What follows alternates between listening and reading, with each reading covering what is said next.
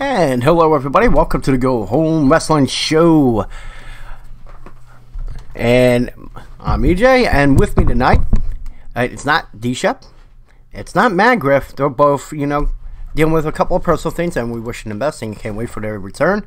But the great one, Enrique, is with me this week. Say hello to everyone, buddy. Hey, what's up everybody? And we're going to be covering everything from Raw, Smackdown, and of course the horrible news of Mean Gene. We'll get into that in just a moment. And also, we're going to talk about something that's non-WWE related. We have to address it, and that's, of course, the AEW. But, yeah, let's get right into it. And, of course, this happened just a few days ago. And it's still shocking to the, even to now. And we know that, yeah, he was 76, but, I mean, you're right about my age, great one. And, I mean, this is something from my childhood. And when someone from our childhood just passes away, it's like another piece of us that's been taken from us. But, of course, yeah, discussing about the passing of Mean Gene Okerlund, age 76. It was reported that he died from breathing complications to a fall. He was from weeks prior, and I mean, it was sad news. Real quick, how did you feel about it? Like when you heard about it? Yeah, it was really a sad situation, especially hearing that he was also having complications due to kidney failure. Yeah, needing a transplant. Oh yeah, that too. I forgot to put that in notes. Yeah, and dealing with having family members that have been through that, so that kind of hit home too. So yeah, it was one of those that kind of tugged at the heartstrings. And then especially like you said, he was such a big part of anybody's childhood that watched WWE or WWF at the time. Yeah. So yeah, that it was one of those that pulled at your heartstrings for certain. Yeah, man. And again, if you're a decade before it, just 10 years earlier, of course, you recognize him from the days of the WCW. But me, I mean, I'm 35, and you said, I mean, you're close to my age. I mean, we've seen late 80s, early 90s before his departure for WCW. He was in the WWF. That's where we're used to him interviewing Hulk Hogan over on that side, not the WCW side. And there's a lot of memories that come to my mind. What is your favorite? I would ask you. What was your favorite Mean Gene moment? I would have to say that it would be. It would probably be the interview with Macho Man right before, right as the whole Macho King thing was winding down. Yeah, it was the interview right before he had that match where Sherry turned on him after the match. Oh, okay. Yeah, I mean, that was late 91. Yeah, it had to be. Oh no, early 91. Early 91. Yeah, early 91. Yep. Yeah, anytime you interview. My favorite moment, believe it or not, was a WCW moment, and that was when he was interviewing the Natural Born Thrillers, and the one guy's like, "Hey, touch my shirt. That's enough." Oh, real nice joke, you prick. Does anyone else, you pissants, have anything to joke about or make impressions? Oh, and then Sean O'Hare grabs him and goes, "You better shut your mouth." Oh, blow it out of your ass, O'Hare. I got people that take out your kneecaps. Yeah. That moment.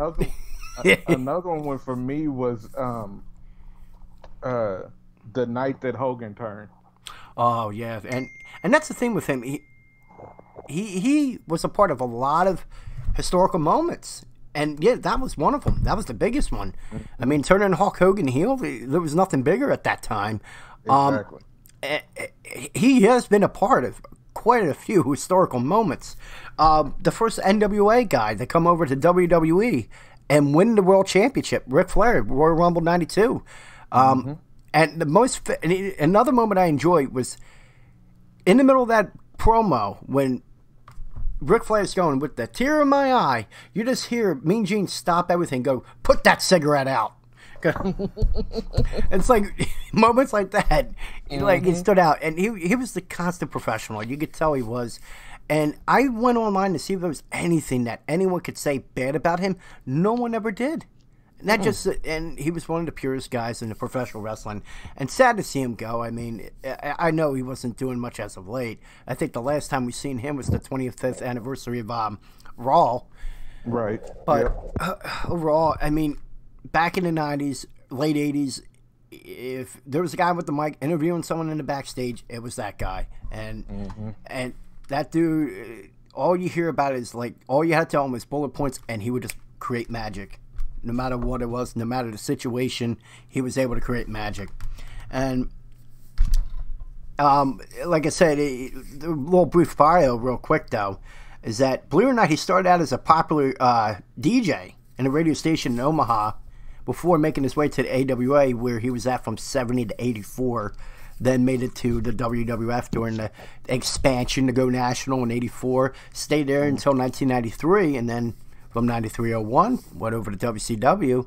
And then after WWE purchased WCW, he came back to WWE and was there. And he was even doing some things occasionally, up to his, his passing. But, I mean, again, it's a huge blow because this is something from our childhood. And you're just, soon enough, it's like you're going to get the horrific news that Ric Flair or Hulk Hogan, and I'm hoping that doesn't happen anytime soon. It's just those moments, it's like it's taking a piece of our childhood away from us. It bums me out in a way. Right. Me too. And do you have anything else before we go on with that? Well, I was thinking about the whole thing that they did. Somebody asked Hogan online about, on Twitter about his interviews with Gene Okerlund, and they never scripted an interview.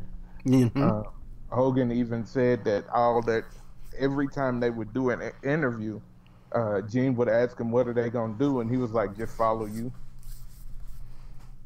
You know what? And that kind of chemistry, and you saw it on the camera with them too.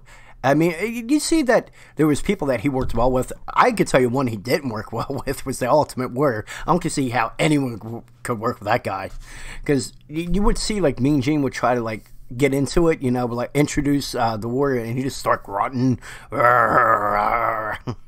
and you get to see that it didn't work well. But other than that, yeah, he worked well with everyone, but. Nobody worked well with Warrior promos, though. No. As a matter of fact, just speaking of Mean Gene on the Warrior DVD, I remember he made a remark about Warrior's promos, and he said he'll rant and go off for about 3 minutes, and then you'll be at the end and go, "What the hell did he just say? What did he just say?" And of course there was Mean Gene that came up with that. And again, yeah, dude, going back to Hogan, you definitely saw the chemistry between them two, and yeah, it was a sad day when we heard about the passing of Mean Gene. And of course, the people that like they will bash you because, for one, I'm a wrestling fan, but two, it's like, oh, that could affect you, yeah, because just like any like person that relates to music. And I said to my wife, it was like Alicia Keys. You're a big fan of Alicia Keys, honey. It's like losing that. That's your childhood going away. I mean, me, it would be like any rock band. Also, sucker for R&B. I'll go with Boyz II Men because big fan of them. A lot of my childhood as far as rock has gone away in the last few years. Chester Bennington and it just one after another. So, yeah, to polish this off, I just have one question for you, and then we'll go on to the next topic, and then we'll start covering Raw and SmackDown.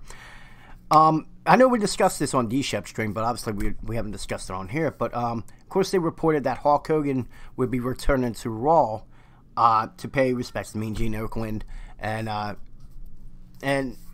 we all know like the controversy and what happened a few years back, and a lot of people have mixed feelings about like his return. But how did you feel about when you heard the news that he would be coming back on Raw to discuss, and pay respects to Mean Gene Okerlund? Okay. Let me preface this by saying I still don't think that his apology was as genuine as it could be. I would agree with that. I think it was preservation. Right. but there's nobody better to do a Mean Gene Okerlund tribute than Hulk Hogan. Mm-hmm. Like you said, we discussed it earlier, and yeah, they could have done Ric Flair, they could have done somebody else. Even Vince McMahon could have done it, but there was nobody better. Nobody had the chemistry, and nobody knew Gene as well as Hulk Hogan. Mm-hmm. So yeah, I why would anybody, besides the whole previous issue, um, whether you believe in his apology or not, there's nobody better to do that tribute than Hulk Hogan. Yeah, and a lot of people saying the other alternative could have been Ric Flair. Yeah, I agree with you. There was no one else that could do it, but I mean, a lot of people. The biggest speculation is that they're trying to pull the Roman treatment and force him on a situation like this to force him back into the out to the ring and be out there to the public for the WWE Universe. I don't see it as that. I see it as like you said. He's the guy that knew him the best. The guy that had the best chemistry, obviously. I again don't condone what he did in the past. Didn't condone that. I agree with you as far as the apology. It was more preservation than anything. But overall, other than Ric Flair, who else could do it? And honestly, it had to be Hogan if it was anyone else. Yeah. Yeah. And see, that was my thing because, it was just with the chemistry that they had and the fact that they both came to WWE